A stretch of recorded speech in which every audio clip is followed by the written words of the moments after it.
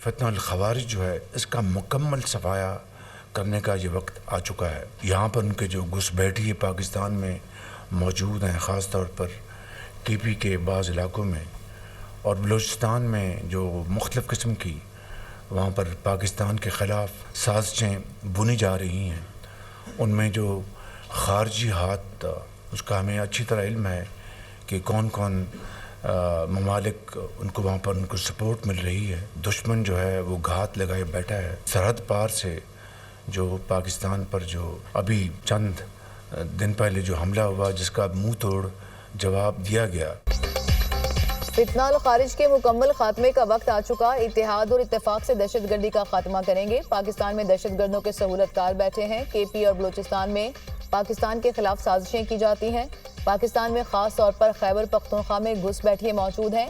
हमें खारजी हाथों का अच्छी तरह से इल्म है, जानते हैं कौन कौन से ममालिक दहशतगर्दों को सपोर्ट कर रहे हैं।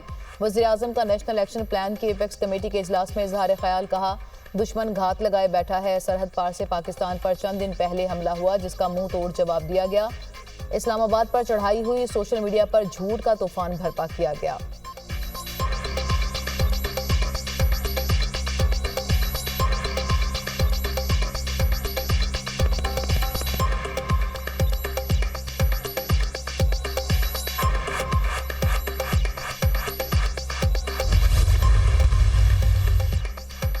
आर्मी चीफ का अवाम की जानो माल की हिफाजत और दहशतगर्दी से निमटने के लिए पाक फौज के अज़्म का यादा। वज़ीर आज़म की ज़ेर सदारत नेशनल एक्शन प्लान कमेटी का इजलास। फोरम का हर किस्म की इंतहा पसंदी को सख्ती से कुचलने पर इत्तफाक। तमाम स्टेक होल्डर्स को दहशतगर्दी से निजात के लिए किरदार अदा करना होगा। फोरम का अज़्म, जाली खबरों और गलत मालूमात के फैलाव का तदारुक करना होगा। फोरम का डिजिटल दहशतगर्दों से भी सख्ती से निमटने का फैसला। एपेक्स कमेटी का दाखिली सलामती को हर हाल में यकीनी बनाने पर इत्तफाक। आइंदा नस्लों की हिफाजत के लिए दहशतगर्दी के मुकम्मल खात्मे के अज़्म का इजहार। किसी को एहतजाज की आड़ में इंतशार फैलाने की इजाज़त नहीं दी जाएगी। कमेटी का फैसला। अज़्म इस्तेहकाम को कामयाबी से हमकनार करने के लिए सियासी इस्तेहकाम अहम करार। इजलास में आला अस्करी क़यादत, वज़राए आला, वफाकी वज़रा और दीगर की शिरकत।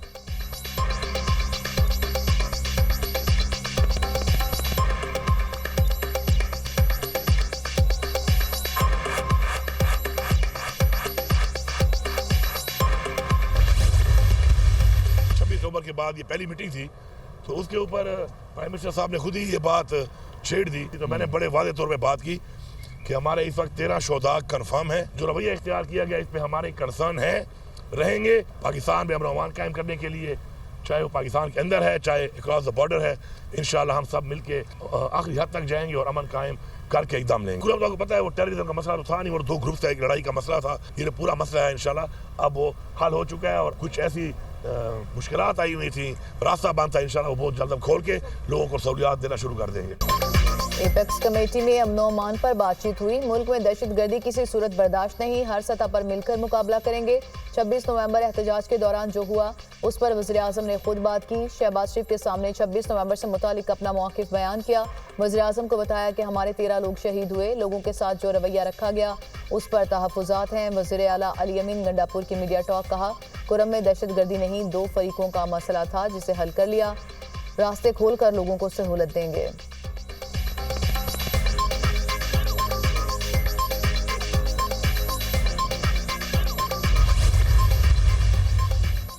कुरम में अमन कायम करने की जानिब अहम पेशरफ्त। मुकामी अफराद, कबायली और सियासी क़यादत पर मुश्तमिल अमन कमेटियाँ कायम। अमन कमेटियों में तमाम मसालिक और फ़िक़ा के अफराद शामिल।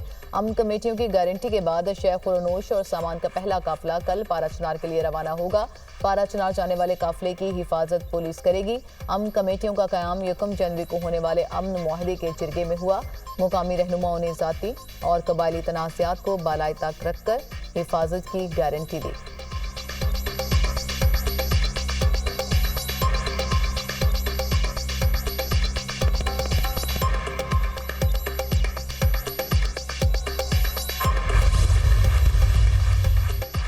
खुर्रम में कल से काफिलों की रवानगी का सिलसिला शुरू होगा। मुआहदे के मुताबिक फ्रीकैन के हर किस्म के बंकर्स की तामीर पर पाबंदी होगी। पहले से मौजूद बंकर्स 1 माह के अंदर खत्म किए जाएंगे। बंकर्स मिसमारी के बाद जो फरीक लश्कर कशी करेगा उसके खिलाफ कार्रवाई होगी। एपेक्स कमेटी के फैसले की रोशनी में इलाके को असलहा और बंकर से पाक किया जाएगा। असलहा खरीदने के लिए चंदा जमा करने की इजाजत भी नहीं होगी। मशीर इत्तलात खैबर पख्तूनख्वा बैरिस्टर सैफ का बयान।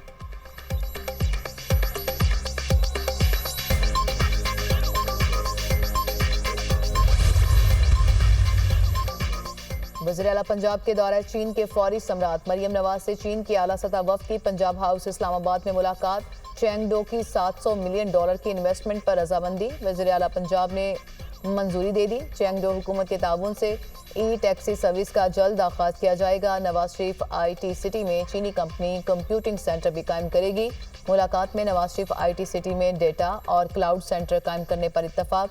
चीन के ताउन से पंजाब को सबसे बड़ा AI सेंटर बनाना चाहते हैं और वज़ीर आला पंजाब मरियम नवाज।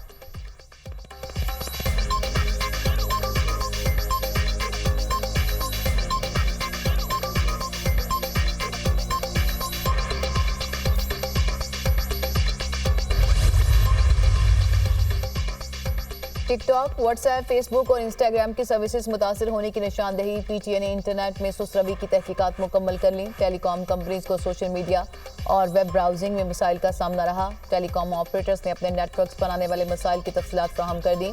एक्स पर ब्लॉकिंग के मसाइल की निशानदेही भी की।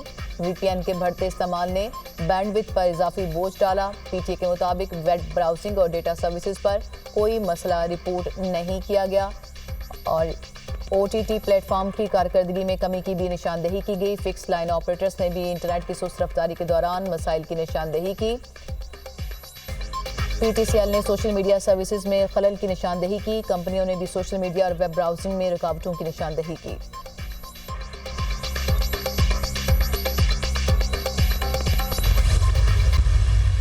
बलवाइयों के लिए, इस तरह के लोगों के लिए अगर एक मतलब रिलीफ मिलेगा तो फिर आई एम सॉरी, फिर 9 मई इस मुल्क में बार बार होगा। जो लड़के बाहर निकले थे और उनका वही जज्बा है 9 मई दोबारा दोहराने के लिए अगले तैयार हैं। अगर अब भी वो 9 मई जैसे फसाद दोबारा करने के लिए तैयार है तो माफ़ी किस चीज़ की? इनको माफ़ी नहीं मिलनी चाहिए। इनका कोई मामला जेल रिफॉर्म्स का नहीं है। इन्होंने इमरान खान को फैसिलिटीज़ देने के लिए अभी भाई भुने हुए वो मुर्गे खाता है, देसी मुर्गे खाता है, ड्राई फ्रूट खाता है, और क्या रह गया भाई उसकी खिदमत में जो है वो पेश करने के लिए।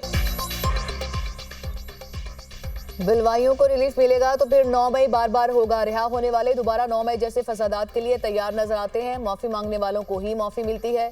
शरपसंद माफ़ी के काबिल नहीं, उन्हें रिलीफ नहीं देना चाहिए। 9 मई के बलवाइयों को इश्तियाल दिलाने के लिए वज़ीर आला हाउस KP में प्रोग्राम रखा गया। वज़ीर इत्तलात पंजाब अज़मा बुखारी की प्रेस कॉन्फ्रेंस। कहा, बानी PTI भुने हुए देसी मुर्गे और ड्राई फ्रूट खाते हैं। जेल इस्लाहात इनका एजेंडा नहीं, ये सिर्फ बानी को रिलीफ दिलाना चाहते हैं। मरियम नवाज इंतकामी सियासत पर यकीन नहीं रखती।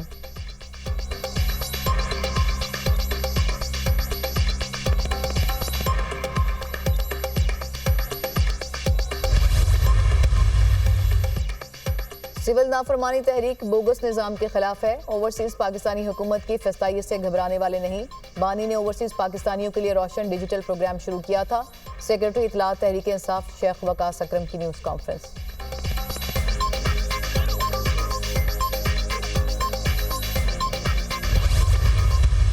जी, मुज़ाकरात के बारे में कल बड़ा क्लियर हमारा बयानिया भी आ चुका है। हमारे बड़े क्लियर पॉइंट्स हैं। दो नंबर 1 पॉइंट है हमारे असीरान, जिसमें वज़ीर आज़म इमरान खान साहब हैं, उस पर शाह महमूद कुरैशी साहब हैं, उनकी रिहाई नंबर 1। नंबर 2 हमारे 2 कमीशंस हैं 9 मई के और 26 नवंबर के। इन कमीशंस के हवाले से हमने वहाँ पे जो टीम है गवर्नमेंट की उनको बताया है और हमने ये भी कहा है कि हमारी रसाई होनी चाहिए वज़ीर आज़म इमरान खान साहब तक कि हम लोग आराम से उनके साथ बातचीत करें और उनसे मज़ीद हदायत लें। बानी PTI शाह महमूद कुरैशी और तमाम असीरान को फौरी रिहा किया जाए। बानी PTI को गैर कानूनी तौर पर जेल में रखा हुआ है, उन पर कोई केस बनता ही नहीं। ऑपोजिशन लीडर उमर अयूब की मीडिया टॉक। कहा, मुज़ाकरात में बड़ा क्लियर बयानिया आ चुका है। मुल्क में आइन और कानून की बालादस्ती नहीं है।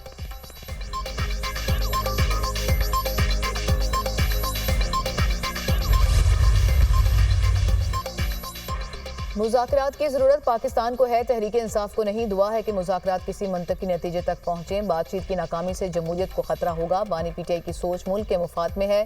शाह महमूद कुरैशी की गुफ्तगू, कहा हमारा कोई नाजायज़ मुतालबा नहीं। हम कह रहे हैं कि 9 मई और 26 नवंबर के लिए जुडिशल कमीशन बना दें। जो सियासी कैदी हैं उनको रिहा किया जाए। 1.5 साल से हम जेल में हैं, ना जमानत मिली ना केस शुरू हुआ। जमानत तो कत्ल के मुजरिम को भी मिल जाती है।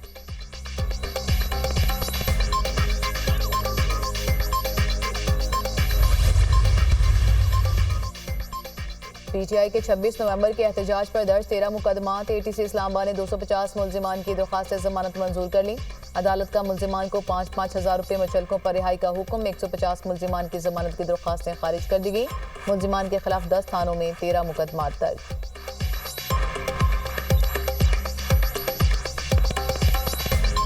पाकिस्तान ने अक़वाम मुत्तहिदा सलामती कौंसिल के गैर मुस्तकिल रुकन के तौर पर जिम्मेदारियां संभाली। एडिशनल मुस्तकिल मंदूब आसिम इफ्तिखार की परचम रखने की तकरीब में शिरकत। पुरअमन और महफूज दुनिया के लिए इज्तमाई कोशिशों में किरदार अदा करने का आज़म, कहा पाकिस्तान मजलूम अक़वाम के लिए आवाज़ उठाता रहेगा। पाकिस्तान में सिक्योरिटी की सूरत हाल बहुत बेहतर है। हम पुरअमन और मुस्तहकम अफ़गानिस्तान चाहते हैं।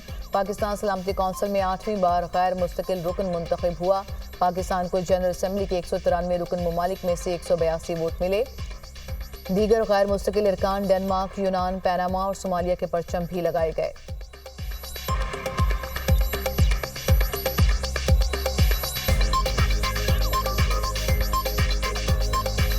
Pakistan will work actively and constructively over the next 2 years to promote global peace and security. Pakistan will continue to be guided by the purposes and principles of the UN Charter, including maintenance of international peace and security and development of friendly relations among nations. Pakistan will always remain a strong voice for peoples under foreign occupation and oppression.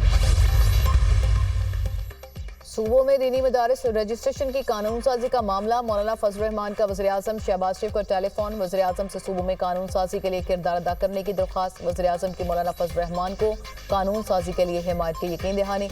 वज़ीर आज़म ने कहा सूबों में कानून साजी के लिए वज़राए आला से राबिता करूंगा।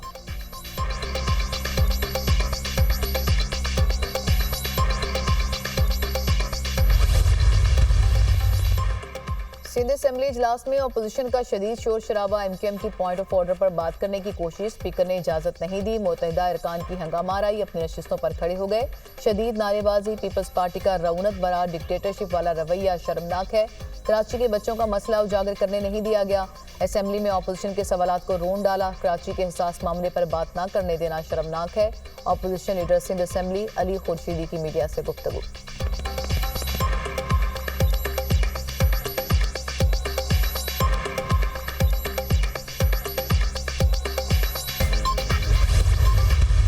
हमारे बल्दियाती नुमाइंदों ने अपने हक़ के लिए जमहूरी तरीके से एक एहतजाज कर रहे थे, जिस पर लाठी चार्ज किया गया, जिस पर आंसू गैस के शेल हुए थे। एक जमहूरी हुकूमतों में एक पुरअमन एहतजाज हर किसी का जमहूरी हक़ है। मैं सिर्फ दुआ ही कर सकता हूँ कि डायलॉग समाप्त, लेकिन अगर डायलॉग इस सूरत पे हो कि आपको NRO मिलेगा, NRO नहीं मिल सकता। NRO का जो है इनका फ़ैसला अदालतों ने करना है। कुरम में एक मुआहदा हो चुका है और हम इस उम्मीद के साथ हैं कि इंशाअल्लाह ताला इस पे अमल दरामद होगा। पुरअमन बल्दियाती नुमाइंदों पर लाठी चार्ज और शेलिंग की गई। एहतजाज करना हर किसी का जमहूरी हक है। दुआ है हुकूमत और पीटीआई में मुज़ाकरात कामयाब हों। डायलॉग की सूरत में NRO नहीं मिलेगा। NRO का फैसला अदालतों ने करना है। बानी पीटीआई यू टर्न लेने के आदी हैं। कुरम मुआहदे पर अमल दरामद किया जाएगा। गवर्नर खैबर पख्तूनख्वा फैसल करीम कुंडी की प्रेस कॉन्फ्रेंस।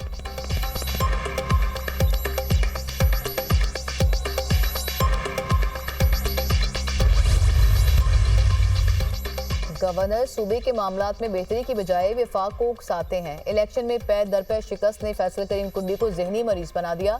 अज़मा बुखारी जान लें कि कोई बच्चा इंतशार का शिकार नहीं हुआ। झूठ पीटीआई वाले नहीं, हुकूमत में बैठे नून लीग के लोग बोल रहे हैं। पीटीआई रहनुमा शौकत यूसुफजई का अज़मा बुखारी और गवर्नर फैसल करीम कुंडी के बयानात पर रद्द अमल।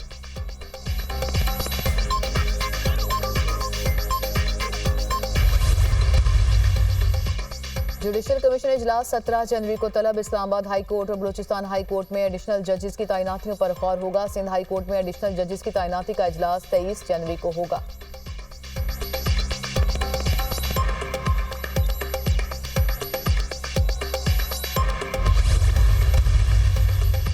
कारोबारी हफ्ते के आखिरी रोज स्टॉक एक्सचेंज मुस्बत जोन में बंद। 100 इंडेक्स 467 पॉइंट इजाफे से 1,17,586 पॉइंट्स की हद पर बंद हुआ। सोने की कीमत में मजीद इजाफा, फी तोला सोना 2,000 रुपये महंगा 2,76,900 रुपये का हो गया।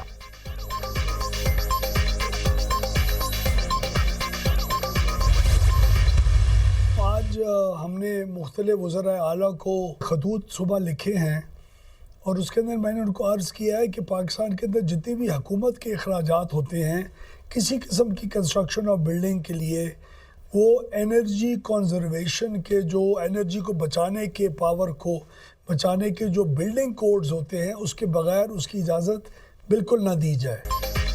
एनर्जी कंजर्वेशन बिल्डिंग कोड 2023 का निफाज। वज़ीर तवानाई अवैस लगारी का कहना है कि एनर्जी कंजर्वेशन बिल्डिंग कोड्स के निफाज पर वज़राए आला, वज़ीर-ए-आज़म आज़ाद कश्मीर और दीगर वज़रा को मरासले भेजे।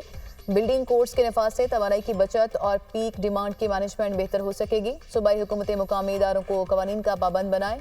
गर्मियों में बिजली की तलब 29,000 मेगावाट तक पहुंच जाती है। लोड शेडिंग से बचने के लिए महंगे पावर प्लांट चलाना पड़ते हैं।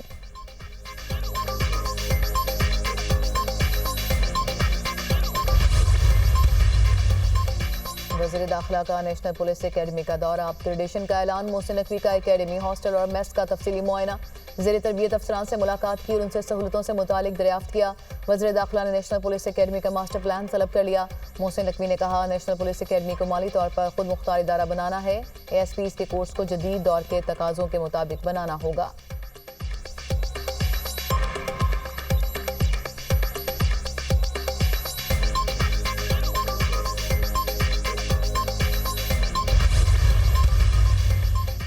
शर्जील मेमन की रेड लाइन BRT मंसूबे में हायल रुकावटें खत्म करने की हिदायत। वज़ीर इत्तलात सिंध की ज़ेर सदारत रेड लाइन BRT प्रोजेक्ट के हवाले से इजलास। सेक्रेटरी ट्रांसपोर्ट और चेयरमैन प्लानिंग एंड डेवलपमेंट की शिरकत। शर्जील मेमन ने कहा कि मंसूबे की तकमील के लिए 24 घंटे काम जारी रखा जाए। मज़ीद ताख़ीर नाकाबिले कबूल है। टाइमलाइन से पहले काम मुकम्मल करना होगा।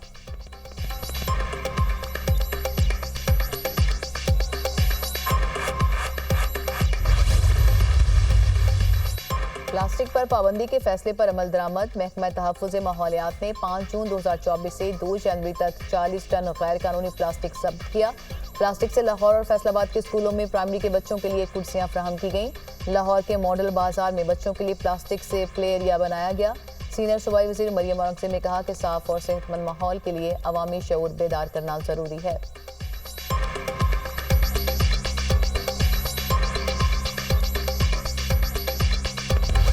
बालाई इलाकों में बारिश और बर्फबारी। मुजफ्फराबाद में बादल बरस पड़े। वादिया नीलम, लीपा में बर्फबारी। बलूचिस्तान के मुख्तलिफ इलाकों में मूसलाधार बारिश, बादल खूब बरसे। कला अब्दुल्ला में बर्फबारी। खैबर पख्तूनख्वा के बालाई इलाकों में बर्फबारी के बाद पहाड़ों ने सफ़ेद चादर ओढ़ ली। गिलगित बल्तिस्तान में भी गजब की सर्दी, पारा नुक्ता जमात से भी कई दर्जे नीचे।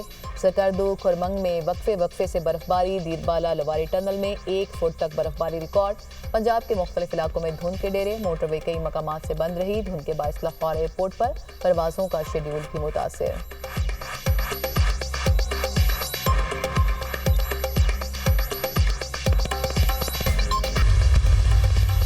कैलिफोर्निया में छोटा तैयारा गिरने से 2 अफराद हलाक, 18 जख्मी। 1 इंजन वाला तैयारा जनूबी कैलिफोर्निया के हवाई अड्डे के करीब इमारत से टकराकर तबाह हुआ। हादसे के बाद जहाज में आग लग गई। वाक़े में जख्मी अफराद हॉस्पिटल मुंतकिल।